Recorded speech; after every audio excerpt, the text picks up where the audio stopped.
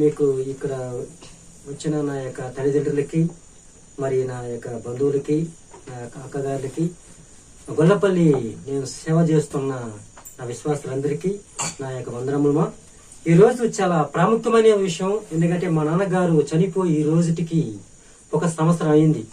కాబట్టి ఆయన గతంలో శ్రీ బొమ్మరాజపురం అనే గూడూరు చెరువులో అతను మా నాన్నగారు బాప్తిసం తీసుకున్నారు. తర్వాత మా నాన్నగారు మరి డిసెంబర్ 5వ తేదీ 2023 తేదీ నాన్నగారు ప్రాణం విడిచారు. ఇప్పుడు మా నాన్నగారు పరలోక రాజ్యంలో యేసుప్రభు సినిమా పక్కన కూర్చొని సంతోషంగా ఈ ఫంక్షన్ చూస్తున్నారు. పరలోక రాజ్యం నుంచి మీ విశ్వాసం నమ్ముతున్నాము. కాబట్టి అలాగే సామెతలు 10వ అధ్యాయం 7వ వాక్యంలో సెలవిచ్చినట్టు నీతిమంతుడిని జ్ఞాపకం చేసుకున్నట్టుకు ఆశీర్వదకరమగును. అవునండి, దేవుడు నిజమైన దేవుడు, రక్షకుడు యేసుప్రభుడు మా నాన్నగారు నమ్మినారు, మారు మనసు పొందారు, తను కూడా నీతిమంతుడిగా జీవించారు 1 సంవత్సరంలోనే. కాబట్టి నాన్నగారిని జ్ఞాపకం చేసుకోవడం చాలా ప్రాముఖ్యమైనదని ఈ బైబిల్ వాక్యంలో సెలవిచ్చింది. కాబట్టి నాన్నగారు మరి ఆరోగ్యం బాగలేనప్పుడు మరి సిమ్స్ లో, మరి హాస్పిటల్ చాలా మంది సేవకులు, ఎడ్విన్ బ్రదరు, మరి చాలా మంది సేవకులు వచ్చి నాన్నగారికి ప్రార్థన చేసి వెళ్ళారు. తర్వాత దేవుడు కృపతో నాన్నగారికి ఆరోగ్యం బాగైంది. తర్వాత నేను ఎన్నోసారి నాన్నగారికి సువార్త చెప్పాను. మరి నాన్నగారు మరి నా యొక్క ప్రార్థనలు ఆలకించి నాకు టైం వస్తానన్నా తీసుకుంటాను, దేవుడు నమ్ముకుంటాను, నమ్మి తర్వాత నేను బాప్తిసం తీసుకుంటాను. నాకు 5 మంది అక్క చెల్లెళ్ళు, లాస్ట్ చెల్లి నా ముల్లక్ష్మి, మా చెల్లికి మ్యారేజ్ అవ్వగానే నాన్న నేను బాప్తిసం తీసుకుంటాను ఇదే ప్లేస్ నా నాన్నగారు నాతో చెప్పారు. చెప్పిన వెంటనే నేను చాలా ఆశ్చర్యపడ్డాను. సరే నాన్నగారు, నువ్వు యేసు నిజమైన దేవుడు నమ్ముతున్నారా? నమ్ముతున్నాను. మారు మనసు పొందారా? పొందాను. సరే బాప్తిసం చూపిస్తానని చెప్పి 2023 జనవరి 1వ తేదీ 1వ నెల శ్రీ బొమ్మరాజపురం గూడూరులో బాప్తిసం ఇవ్వడం నాన్నగారికి జరిగిపోయింది. తర్వాత నాన్నగారు 2023 డిసెంబరులో జరగబోయే క్రిస్మస్ సంబరాల రోజు నాన్నగారిని గణపరచాలా, నాన్నగారిని సన్మానం చేయాలా మేము అనుకున్నాము ఆ రోజు. కానీ కుదరలా. నాన్నగారు ముందుగా దేవుడు తీసుకెళ్లాడు. తర్వాత మేము నాన్నగారు బాప్తిసం తీసుకున్న తర్వాత ఇదే ఇంట్లో మేము ఎన్నోసార్లు పడుకునే ముందు ప్రార్థన చేసుకోవడం, వాక్యము నాన్నగారు నేనే బోధించటం, అక్కడ నేను నాన్నగారికి నేను గురువు అయిపోయినాను. ఎర్లీ మార్నింగ్ లేయటం, మళ్ళీ పాటలు పాడటం, దేవుడు స్తుతించటం, వాక్యం చెప్పటం ఇలా కార్యక్రమంగా జరిగినది. తర్వాత నాన్నగారు దేవుడి పిలుపు కొరకు డిసెంబర్ 5వ తేదీ నాన్నగారు పరలోక రాజ్యంలో చేరిపోయారు.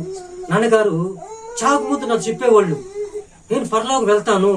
అంత కాన్ఫిడెంట్ గా, అంత విశ్వాసంతో మన నాన్నగారు చెప్పడం నాకు చాలా ఆశ్చర్యం అయిపోయింది, సంతోషం అయిపోయింది. నాన్నగారు చెప్పేవాళ్ళు, నువ్వు తప్పకుండా అనేక మందికి సువార్త చెప్పాలా, అనేక ఆత్మలు నరకానికి వెళ్లకుండా పరలోక రాజ్యం తీసుకువెళ్లే విధంగా నువ్వు సేవ చేయాలా అని నాన్నగారు నాతో చెప్పారు. ఆ మాట నాకు ఇప్పుడు కూడా జ్ఞాపకం ఉన్నాయి. కాబట్టి నాన్నగారు గురించి చెప్పాలని చాలా ఉన్నాయి.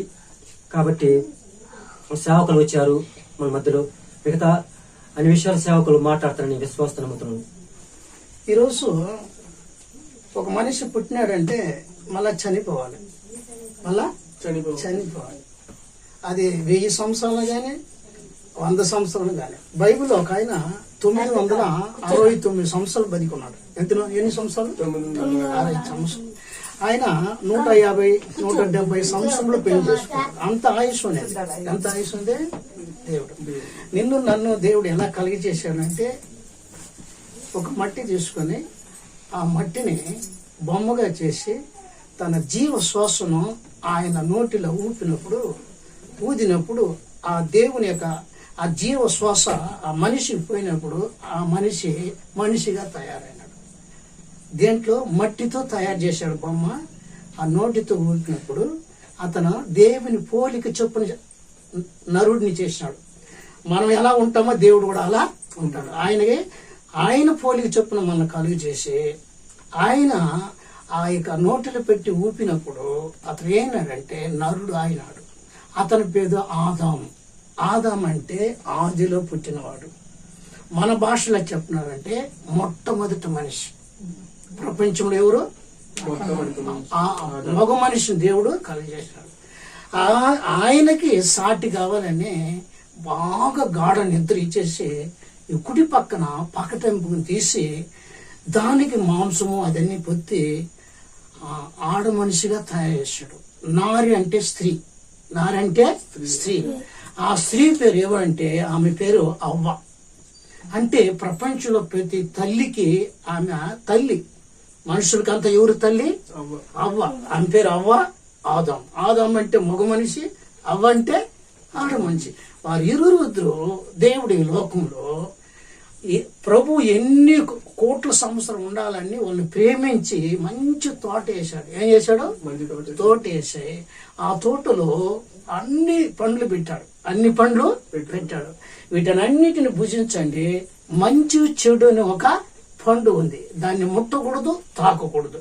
దాన్ని ముట్టినారంటే చనిపోతారు, దాన్ని ముట్టినారంటే చనిపోరని దేవుడు వాళ్ళకి ఆజ్ఞాపించాడు. ఏం చేశాడు? ఆజ్ఞాపించాడు. ఆమె ఆడ మనిషి అని ఏమికి తెలియదు, మగ మనిషి అని తెలియదు. ఆ జ్ఞానం ఏమీ లేదు. దేవుడు తినేది పండుకునేది అంతే. ఆమె మగ మనిషి అని ఆయనకి తెలీదు, ఆడ మనిషి అని లేదు. వాళ్ళు దిగంబరులుగా ఉన్నారు. ఎట్టున్నారు? అప్పుడు సాతాను ఏం చేశాడంటే వాళ్ళ మనస్సుని చెడిపోయేదానికి, వాళ్ళ నరకాన్ని తీసుకుని పోయేదానికి పాము అవతారంలో వచ్చాడు సాతాను. ఏమవుతున్నాడు? అమ్మా నేరుగా మగవాడు దగ్గరికి వచ్చాడు. వాడు పండ్లు తింటా అంటే ఈ పండుని తిన్నామంటే నువ్వు దేవతలు అయిపోయినా అబద్ధం చెప్పింది. ఆ మొగడు వినలేదు. మొగడు ఏం చేసినాడో వినలేదు. వీడు చెప్తే వినడు అని చెప్పి ఆడ మనిషి ఆమె తనిగా సపరేట్ ఈ దీన్ని పండ్లన్నా తినేప్పుడు అక్కడికి వెళ్ళి దీన్ని తింటే దేవదూతలు అయిపోతావు నువ్వు ఏదేదో అబద్ధం చెప్పేసింది. ఆమె నమ్మింది, ఆ పండుని తినింది. ఆ పండును మిగతా తీసుకుని వచ్చి భర్తకి ఇచ్చినప్పుడు అప్పుడుదా దేవుడు ఆకాశం పరలోకం నుంచి వాళ్ళని చూశాడు. ప్రతిరోజు పరలోకం నుంచి ప్రతిరోజు వాళ్ళు చూసేసి మళ్ళీ పరలోకం పోయేది దేవుడు. అంత కనెక్షన్ ఉంది. వాళ్ళ పాపం లేదు కాబట్టి దేవునితో కనెక్షన్ ఉంది. ఇప్పుడు పండు తిన్నప్పుడు అప్పుడుదా వాళ్ళకి మనం దిగంబరుగా ఉండమని చెప్పి పరిగెత్తి వెళ్ళి ఆకులు చుట్టుకొని, అంజురుపు ఆకులు చుట్టుకొని దాంకున్నారు. ఏమన్నారా? అప్పుడుదా అన్ని వచ్చింది, దోషం మానం అన్ని వచ్చేసింది. అప్పుడు పరలోకం నుంచి దేవుడు ఆదామా నువ్వు ఎక్కడ ఉన్నావంటే నేను దాంకొని ఉన్నానని చెప్పినాడు. ఏం చెప్పినాడు? ఎందుకు దాంకున్నాడు? దేవుని ఆజ్ఞను మీరిపోయినాడు కాబట్టి ఇప్పుడు పరిశుద్ధ ఆయనలో దేవునిలో ఉన్న పరిశుద్ధ అంతకు ముందు ఉన్నింది. పాపం గీపి ఎరగకుండా ఎప్పుడైతే పాపం లోపలికి వచ్చేసిందో వెళ్ళిపోయినాడు. అప్పుడు దేవుడు ఏం చేశాడంటే ఆదాముని పిలిచాడు. నేను ఎవరు ఇంత మోసం చేసింది? ఆ సాతాను పాము వేసి తీసుకుని వచ్చి నన్ను మోసం చేసింది అని అట్ట చెప్పలేదు, నా భార్య అన్నాడు. ఏం చెప్పినాడు? భార్యను అడిగితే నేను కాదు, నన్ను మోసగిచ్చింది ఈ సాతాను, ఈ పాము అని చెప్పినాడు. అప్పుడు ముగ్గురు నిలబెట్టుకుని దేవుడు వాళ్ళకి తీర్పు ఇచ్చినాడు. ఏం ఇచ్చినాడు? ఆదామా నేను కొన్ని కోట్ల సంవత్సరం నాతో కూడా మీరు జీవించాలని ఆశపడి మీకు పాపం లేకుండా నాలో ఉన్న పరిశుద్ధిని మీకు ఉంచినాను. ఇప్పుడు పరిశుద్ధి వెళ్ళిపోయింది, నీలో ఏం వచ్చేసింది? పాపము వచ్చేసింది. కాబట్టి ఈ ప్రపంచంలో నువ్వు ఆదాము కష్టపడి నువ్వు చెమట గార్చి ఈ లోకములో నువ్వు బ్రతుకుతువు. నేను మట్టి నుంచి తీయబడినాను, మళ్ళీ నువ్వు ఎడికి పోవాలా? మట్టికి వెళ్ళిపోయినా శాపం పెట్టినాడు దేవుడు. ఆ ఆడ మనిషిని పిలిచాడు. నేను వద్దంటే కూడా నువ్వు ఏం చేసినావు? నీ భర్తకే ఆ పండుని తినిపించి పాపంలో నడిపించినావు. ఈ లోకంలో అన్ని వేదన కంటే గర్భవేదన పడి నువ్వు ఏం చేస్తావో గర్భవేదన పడుతున్నారు. అంటే లోకంలో ఎన్నో వేదనలు ఉంది, అయితే గర్భవేదన అనేది చాలా భయంకరం. అది వాళ్ళకి తెలుసు, స్త్రీలకు, మనకు తెలియదు మగవాళ్ళకి. నువ్వు గర్భవేదన పడతావు. ఇంకొకటి, నువ్వు ఎంత తీసుకుని వచ్చినా నీ వాంఛ ఆశ తీరదు.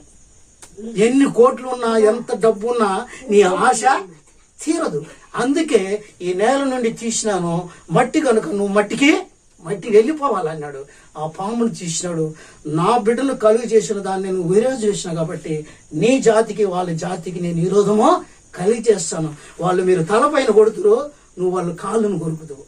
కాలును ఈ రోజు నుంచి నేను రెక్కలు లేదు ఏమీ లేదు, నువ్వు మట్టితోనే ప్రాకుతూ పోవాలని చెప్పి ఆ పాముకు దేవుడు శాపం చేశాడు. అంతకుముందు పాము ఎట్టొచ్చేదంటే రెక్కలతో వచ్చేది, ఏమొచ్చేది? రెక్క వచ్చేది. కాబట్టి ఆ రోజు వాళ్ళు చేసిన పాపను బట్టిగా ఈ రోజు మమ్మల్ని పాపంలో నిండిపోయినాయి. ఆ రోజు 950 సంవత్సరాలు 30 సంవత్సరాలు బతికినారు వాళ్ళు ఇద్దరు. ఈ రోజు ఎన్ని సంవత్సరాలు బతుకున్నారు? మనిషి పాపము మరణానికి కండింది. పాపం ఎవరైతే ఎక్కువ చేస్తారో తొందరగా మరణానికి వెళ్ళిపోతారు. ఆ పాపం వాళ్ళు చేసిన పాపం మనం అట్నే ప్రయాణమై మన జీవితానికి వచ్చి ఈరోజు ఎందుకు చనిపోతామంటే ఇలా చనిపోతాం. అందుకు యేసు ప్రభు పరలోకం నుంచి వచ్చి మనుషుడిగా వచ్చి 33.5 సంవత్సరము అద్భుతాలు ఆశ్చర్యంగా చేసి మన చేసిన పాపానికి ఆయన మేకులు పుట్టుకున్నాడు. ఇంకా నా బిడ్డలు మనసు మార్చుకోవాలా? ఆ రోజు పాపంలో పడిపోయినారు కాబట్టి ఇప్పుడు మరణానికి వెళ్ళిపోతారు. నేను చనిపోతేనే నా రక్తం ద్వారా వీళ్ళు కడగబడి వీళ్ళ కోసం నేను చనిపోతాను. యేసు ప్రభు ఏం చేశాడు? శిలువలో రక్తాన్ని కార్చాడు. ఎందుకు? నేను చనిపోయేదానికి నాకు అధికారం ఉంది, మళ్ళా బ్రతికేదానికి అధికారం ఉంది, మీరు మారు మనసు పొందని చెప్పి ఆయన శిలువలో కొట్టుకున్నాడు. ఈ చేతులు ఎందుకు కొట్టుకున్నాడు? మన చేసిన పాపానికి ఆయన కొట్టుకున్నాడు. మన ఆలోచన చెడ్డ ఆలోచన కాబట్టి ముళ్ళకి తెలుసుడు, మన కాళ్ళు ఎక్కడెక్కడికో వెళ్తాయి పాపానికి. అందుకు ఆయన మేకులు కొట్టుకొని నేను చనిపోతాను, 3 రోజులు పాతి పడతారు, మళ్ళా తిరిగి లేస్తాను. అందుకే నన్ను నమ్ముకున్న వారు నేను చనిపోయి 3వ దినం వేసి పరలోకానికి ఎందుకు వెళ్తానంటే మీకు అక్కడి స్థలాన్ని చిత్తపరిచేదానికి పోతున్నాను. ఈ స్థలం ఈ లోకానికి శాశ్వతమా లేదు, నేను ఏడ పరలోకం ఉన్నాను, మీరు కూడా మాతో కూడా రావాలని చెప్పి దేవుడు పరిశుద్ధుడుగా మనల్ని ఏం చేశాడో ఈ లోకంలో ఉంచడానికి యేసు ప్రభు లోకానికి వచ్చాడు. కల్వరి శిలువ రక్తాన్ని కార్చి చనిపోయి 3వ దినం లేచి నేను ఎలాగ చనిపోతానో అలాగే మీరు చేస్తుంది. కాబట్టి ఒక్క వాక్యం చెప్పేసి ఒక మనిషి చనిపోయిన తర్వాత వాడు కుక్కగా నక్కగా పోడు, వాడు పాపము ఎంత ఉంది అని చెప్పి మధ్య ఆకాశంలో తీర్పు ఉంటుంది. ఏముంటది? తీర్పు ఉంటుంది. శరీరము మట్టికి మట్టి అయిపోతుంది, ఆత్మ దేవుడు ఇచ్చిన ప్రాణం దేవుని దగ్గర పోయి చేస్తారు. ఎవరి దగ్గర? అక్కడ దేవుని దగ్గర నీ ప్రాణం ఉంటుంది. మట్టికి నీ మన్ను అయిపోయినావు, నీ ప్రాణం ఏముంది? దేవుని చేతిలో ఉంది. అక్కడికి పోయినప్పుడు మధ్య ఆకాశంలో తీర్పు ఉంటుంది. ఏం తీర్పుందో? అందుకే చనిపోయినప్పుడు దేవుడు ఏం చేస్తారంటే వీళ్ళైతే చనిపోయినారు నాయనా, వీళ్ళు కుక్కలు నక్కపోతారని చెప్పి వీళ్ళు ఏడస్తారు. అట్ట కాదు, నేను చనిపోయి 3వ దినం ఎట్లా లేచి పరలోకానికి వెళ్ళినారో నన్ను విశ్వాసించిన వాళ్ళు, నన్ను అంగీకరించినాడు, మీరు కూడా నాతో కూడా వస్తాడని చెప్పి దేవుడు చెప్పినాడు. నేనే ద్వారం, నేను నా ద్వారా తప్ప ఎవరు తండ్రి వద్దకి రాడు. అందుకే ఈరోజు అతను వాక్యాన్ని విన్నాడు కాబట్టి ప్రభు నమ్ముకున్నాడు, వాక్యాన్నే విన్నాడు. ఈ లోకములో నువ్వు ఎన్ని సంవత్సరాలు జీవించిన నువ్వు చనిపోవాల్సిందే.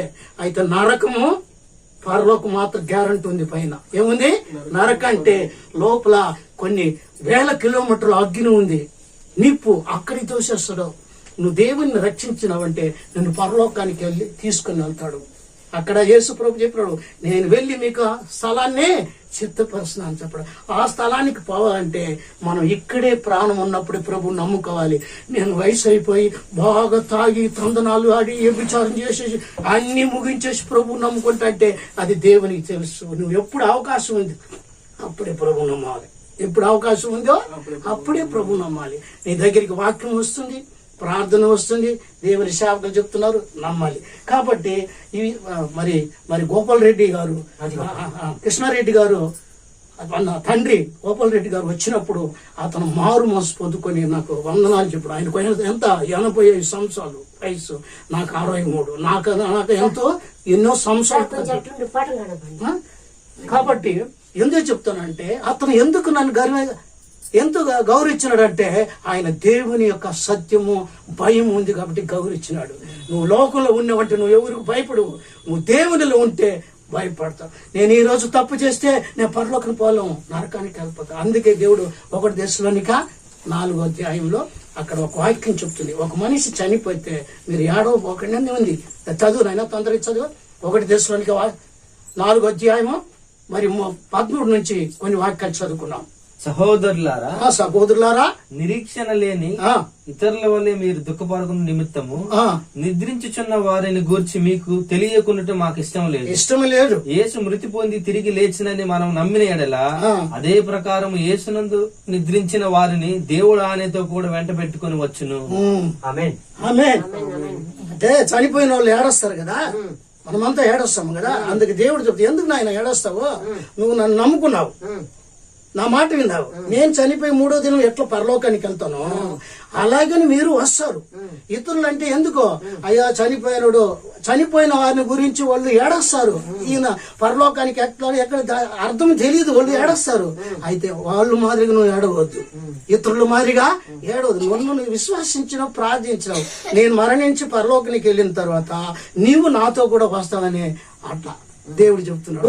ఆయన 14 యేసు నేనే మార్గమును, ఎవరు మార్గము? యేసు ప్రభు మార్గము. మార్గం అంటే ఏంటి? దారి. ఇప్పుడు తిరుపతికి పోవాలంటే తిరుపతి బస్సు ఎక్కితే నువ్వు పోతావు, నువ్వు చెన్నై బస్సు ఎక్కేసి తిరుపతికి వెంటనే పోతావు. కాబట్టి యేసు ప్రభు ద్వారాని మరి ఎక్కడికి పోవాలి? చెప్పు, నేనే మార్గము సత్యము జీవము అంటే ప్రాణము. నా ద్వారా తప్ప ఎవరును తండ్రి అదుగు రారు. ఎవరైతే ప్రభువు నమ్ముకుంటారో, లోకములు అన్ని వదిలేసిన తర్వాత ప్రభువు నమ్ముకున్న వారు, అది శాశ్వతమైన ప్రదేశము పరలోకము. ఇది శాశ్వతము కాదు. నీ ఎన్ని కోట్లు పెట్టుకున్నా గానీ ఇది శాశ్వతం మాత్రం కాదు. అందుకే దేవుడు ఒక్క మాట చెప్తున్నాడు, అంటే నీతిమంతులు జ్ఞాపం చేసుకుంటా దేవునికి ఆశీర్వాదం, మనకి ఆశీర్వాదం. ఇప్పుడు ఒక మంచి దేవుని, ఈ లోకంలో ఆయన ఎన్నో పాపాలు చేసి ఉంటాడు, ఎంతో కొట్టవచ్చి నిత్తుండో, చివరిలో ప్రభువుని గట్టిగా నమ్ముకున్నాడు. ఇప్పుడు ప్రభు నమ్ముకున్న తర్వాత అతను మన్నించి పరలోకాన్ని తీసుకుని వెళ్తాడు. ఈ రోజు నిన్ను నన్ను కూడా మన్నిస్తాడు. ఈ రోజు కూడా అతను నీ జీవితం అంతా మన్నిస్తానే ఉంటాడు. నువ్వు ఎంత తప్పు చేసినా గానీ ఆయన నువ్వు చనిపోయిన తర్వాత తీర్పులో మనము పాల్గొనాలి. తీర్పుగా అందుకే దేవుడు చెప్తున్నాడు, ఇదిగో నీ ద్వారం వద్ద నేను తలుపు తట్టుచున్నాను, ఎవడైనా నా ద్వారం విని నా వాక్యాన్ని విని నడిచినలా నేను నీతో కూడా మాట్లాడు. అంటే ఈ తలుపులు వద్ద ఏంటి? నేను తట్టుచున్నాను, ఎవరైనా నా స్వరం విని తలుపు తీసినవాడా నేను నీతోనూ భోజనం. తట్టు తలుపు అంటే ఈ తలుపు కాదు, ఈ బైబిల్ వాక్యాన్ని మీరు విన్నారంటే మీరు జీవితంలో ఆయన మీరు అనుగ్రహించినవంటే, ద్రాక్షవల్లి నేను తీగలో, మీరు ద్రాక్షవల్లి తీగతో అంటుకట్టిన బహుగా ఫలించును. ద్రాక్ష అంటే ప్రభు, ఆయన అంటు అంటే మనం అంటు కట్టాలంటే వాక్యం అనాలి. అనుసరించినప్పుడు పరలోకంలో మన దేవుడు ఏం చేస్తాడో శాశ్వతమైన జీవితాన్ని ఇస్తాడు. కాబట్టి పాపం ఎలా వచ్చిందంటే ఇలా వచ్చింది. వాళ్ళు చేసిన పాపాన్ని బట్టిదా ఈ రోజు ఆయుష్ తక్కువైపోయింది. ఆ రోజు 900 సంవత్సరాలు బతికినారు. 969 సంవత్సరాలు ఒక మనిషి. ఎన్ని సంవత్సరాలు? వాళ్ళు 150, 170 సంవత్సరాలు పెళ్లి చేసుకున్నారు. అప్పుడు పాపం లేదు, ఇప్పుడు పాపమై. అందుకే దేవుడు పాపము పరిపక్వమై మరణాన్ని కడుతుంది. నువ్వు ఎంత పాపం చేస్తా ఉంటావో మరణం దగ్గరికి వస్తా ఉండేది అని అర్థం. పాపం పరిపక్వమై మరణం అంటే ఒక స్త్రీ గర్భం ధరించినప్పుడు 9 నెలలు దాటితేనే ఆమె ప్రసవించబడతాయి, అంతవరకే. అలాగనే పాపం చేసే ప్రతి వాడు మరణానికి పాత్ర అని దేవుని వాక్యం చెప్తారు. కాబట్టి ఈరోజు పాపంలో ఆ మన్నించే దేవుడు ఎవరంటే యేసు ప్రభు. ఆయన పెళ్లి చేసుకోలేదు, ఆయన పాపం లేదు, శరీరం పాపం లేదు, తలంపుల పాపం లేదు, ఆయన పుట్టుకల పాపం లేదు. ఒకటి. రెండవది, ఆయన మరణాన్ని జయించినాడు. ఏం చేసినాడు? మరణాన్ని అంటే 3 రోజులు మట్టిలో నుండి మళ్ళీ లేచినాడు. మళ్ళీ మూడవది, లోకాన్ని జయించినాడు. లోకంలో అతనిలో పాపం ఉందని ఎవరు చెప్పలేరు, అతనిలో ఎవరు పాపమో చెప్పలేరు. అటువంటి పరిశుద్ధమైన దేవుడు ఆయన నమ్ముకునే దానికి ఒకటి ఈ బైబిల్ సత్యము. దాన్ని ఈ బైబిల్ ఇప్పుడు అక్కడ మాటలు చెప్పుకున్న వాళ్ళంతా పెట్టేసి ఆయన తింటాడా? అది మనం తింటాం. అదంతా వాక్యము ఆయన అంటా ఉంటాడు. ఇప్పుడు బాప్తిస్మము అంటే ఏమంటే, నువ్వు పాపంలో మునిగిపోయిన మనిషి మళ్ళీ నీళ్ళలో నిన్ను ముంచి పైకి ఎందుకు వేస్తారంటే, నీ పాపాలన్నీ దేవునికి అప్పగించి ఆ నీళ్ళలో వదిలేస్తావు. మళ్ళా తిరిగి నూతన మనిషి. ఇంతకుముందు బీడి సిగరెట్ వ్యభిచారం చేస్తుండడు. ఇప్పుడు ఆ దేవుని దగ్గరికి వచ్చినప్పుడు మనస్సు మారిపోయింది, హృదయం మారిపోయింది, తలం అదే నూతన మనస్సు. ఏందమ్మా? కొత్త సంవత్సరం అయితే కొత్త బట్టలు వేసుకొని అట్ట తిరిగేది కాదు. మన మనసు కొత్తగా మారాలి, మన స్వభావాలు కొత్తగా మారాలి. అది దేవుడు ఎదురు చూస్తాడు. ఆయన హృదయ శుద్ధి గల వారు దేవుని చూసేది. ఒక 20 మంది చంపేసా, ఒక 4,000 మందికి ఆహారం పెట్టి గుడ్లు ఇస్తే పాపం పోతాగా? పోతాం. నీ పాపం కడగాలంటే దేవుడు చూడ. మరి సామెతలు 28:13 చదువుతాం. అతిక్రమణం దాచిపెట్టేవాడు వర్ధిల్లడు, అతిక్రమణం దాచిపెట్టేవాడు వర్ధిల్లడు, వాటిని ఒప్పుకొని విడిచిపెట్టేవాడే కనికరం పొందను. ఇదేదో కూర పెట్టినాం అనుకో, 3 రోజులు దాన్ని మూతేసి ఇంట్లో పెట్టేసి ఏమైపోతుందా? పాసిపోతాయి. మన పాపాన్ని దేవుడి దగ్గర చెప్పాలి. అయ్యా ఈ పాపం చేస్తున్నాను, విడిచిపెడతాను, ఒక మీరు చేయను అని చెప్తే ఆ అతిక్రమంలో దాసి పెట్టకూడదు. దాన్ని దేవునికి చెప్పి ఒప్పించి విడిచిపెట్టిన తర్వాత దేవుడు మన కనికరిస్తాడు. ఈ లోకంలో పాపం లేని వాడు ఎవ్వరు లేదు, అందరూ పాపంలో పుట్టినవారే మనము. ఆ పాపంలో నుంచి విడుదల చేసేదానికి కదా యేసుక్రీస్తు ఏం చేస్తున్నాడు? అతిక్రమంలో దాచిపెట్టవద్దు నాయనా, ఒప్పుకో. పోలీస్ స్టేషన్ పోయి నువ్వు కరెక్ట్గా ఒప్పుకున్నట్టే కొట్టడు. ఒప్పుకోకపోతే వాడు ఎంత కావాలో అంత కొడతాడు. ఆ మారిగానే ప్రభు దగ్గర నీ పాపాన్ని ఒప్పుకో. రహస్యమైన పాపాలు, బహిరంగమైన పాపాలు ఒప్పుకొని విడిచిపెట్టిన తర్వాత దేవుడు మన కనికరిస్తాడు. ఆయన ఏం చేస్తాడు? కనికరిస్తాడు. ఒక మనిషిని కనికరించేది దేవుని తప్పితే ఈ ప్రపంచంలో భర్త గాని భార్య గాని ప్రేమ 2 నిమిషాలు 3 నిమిషాలు. అయితే దేవుని ప్రేమ ఎల్లప్పుడూ. దేవుని ప్రేమ ఆయన ఈ రోజు ప్రభువు నమ్ముకుని ఎందుకు చెప్తే చేస్తున్నాడు? ఆయనకి ఏమి చేయాలని ఆశ. ఆయన వారికి బాగా పోకూడదుగా. సత్యము అందరికీ పోవాలి. సత్యం అనేది అందరికీ వెళ్ళాలి. దేవుని బిడ్డారా, ఈ రోజు మనము నువ్వు చనిపోతే నేను చనిపోతే పరలోకానికి పోవాలని ఆశ పడాలి. కానీ ఈ భూమిలో ఉండే ఆశ అన్ని నువ్వు పడినట్టు దేవుడు చెప్పినాడు. నేత్రాశ, శరీరాశ, జీవంటము. కంటిలో చూసేదంతా నాది అనవద్దు. శరీరాశ అంటే శరీరాన్ని ఎంత అనుభవించాలనో అంత అనుభవించేది. దమ్మం అంటే నాలాంటి వారు ఈ ప్రపంచంలో ఎవరు? ఇవన్నీ కానీ దేవుని దగ్గర పెట్టినామంటే ఆయన ఓహో ఇట్లుండవా అని చెప్పి తొందరగా పిలుచుకుంటాడు. దేవుడు ఏం చేసినాడు? తొందరగా పిలుస్తాడు. దేవుని బిడ్డలారా, ఈ రోజు అంత కష్టపడి చేస్తున్నాడంటే అది దేవుని ప్రేమ. ఏం ప్రేమ? ఏమా ఒక 4 పిలుచుకొని బ్రౌంది బాటిల్ అంతా వాళ్ళు తాగేసి దుమ్ముగా ఆహా ఓహో అంటే అది దేవుని దగ్గర పోతుందా? కాబట్టి ఒక్క మాట చెప్పేసి నేను ముగిస్తాను. నన్ను ఒక ప్రార్థన తీసుకొని పోయినారు. ఈ మరి తీసుకొని పోయినారు ఒక సమాధి దగ్గరికి. ఆయన చనిపోయి 1 సంవత్సరం అయింది. ఆ గుట్లు పెట్టేదానికి పోయినాడు. ఆ గుట్లు పెట్టినారు, వడలు దోషి పెట్టాడు, బిర్యానీ పెట్టాడు, అన్ని పెట్టాడు. అక్కడ ఒక బీడి, ఒక కట్ట, ఒక మళ్ళీ అగ్గి పెట్టి సారాయి పొట్లాలు 4, భ్రాంతి పొట్లు 1. అప్పుడు నన్ను ప్రార్థన ఏనాయన అన్నా, ప్రార్థన చేయను ఇదేంది అని అడిగినా. అతను చెప్పినాడు, మా కొడుకు సారాయి అంటే చాలా ఇష్టము, భ్రాంతి అంటే వాడు సారాయి భ్రాంతి తాగేసి ఒక మొక్క లోడతామంటే వాళ్ళ దగ్గర పోయి ఆ మొక్క పట్టి తోసినాడు. గవర్నమెంట్ మొక్క అక్కడ తేలు గుట్టి అట్నే చచ్చిపోయాడు. వాడు చనిపోయి పాతి పెట్టి మట్టిగా అయిపోయిన తర్వాత వాడు బీడీ, సిగరెట్, ఆన్సు, పాలు అది దేవుడు పట్టుకుని ఆశ. దాని గురించి అది వాడు చనిపోయింది. ఆ భ్రాంతి కళ్ళు తాగేసే కదా తేలు గుట్టి చనిపోయినాడు. ఇప్పుడు వాడు చనిపోయి మట్టిలో పోయి చనిపోతే కూడా ఏం చేస్తారు? ఎత్తుకొని వచ్చి ఆడ పెడతాను. నేను చెప్పిన ఈ బీడీ, సిగరెట్ ఆన్ చెప్తేనే నేను ప్రార్థన చేస్తాను, లేకుంటే చేయను. మా దేవుడు ఏం చెప్తాడు? బీడీ, సిగరెట్లు అంతా ఆడ పెట్టేసి ప్రార్థన ఏమనేది అదంతా వదలమంటాడు. ఏం చెప్తాడు? అంతా అయిపోయిందాక మనసులో ఆమె అంత అన్నం పెట్టుకొని కానింది. కాకి వచ్చింది, ఒక కాకి వచ్చింది, తినింది. ఏం చేసింది? తినింది. ప్రతిరోజు వస్తే ఎక్కువ కాకి వచ్చేసింది. అన్ని కాకులు నల్లగుంటుందా తెల్లగుంటుందా? ఫస్ట్ వచ్చిన కాకి మా బిడ్డ నా కొడుకు అనింది అన్న. ఎక్కువ వచ్చే దాంట్లో యా కొడుకు నీ బిడ్డ? ఇప్పుడు కాకి అయిపోయినాడు కూడా. నీ శరీరము మట్టికి మట్టి అయిపోయింది. నీ ఆత్మ, నీ ప్రాణం దేవుని శత్రువుపై చేరిపోయింది.